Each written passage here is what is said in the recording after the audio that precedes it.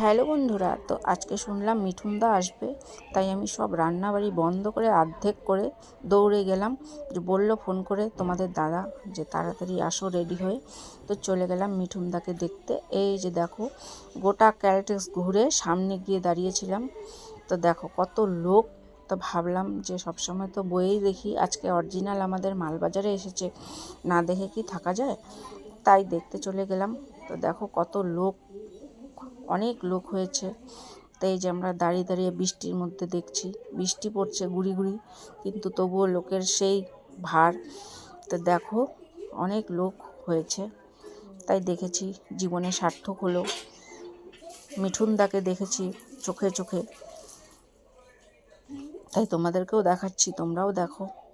তা অনেকেই দেখেছো। তো যে দেখো, লোকে লোক চলেই যাচ্ছে, লোক চলেই যাচ্ছে লোক। এই যে দেখো, লোকের আর শেষ নেই।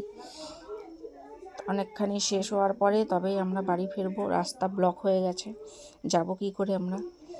তাই যাচ্ছে, সবাই দেখছে। তো সারা রাস্তা রোড শো করেছে। তো আমাদের ছেলের স্কুলে হেলিকপ্টার নামিয়েছিল। তো দেখো তোমরা, টাটা।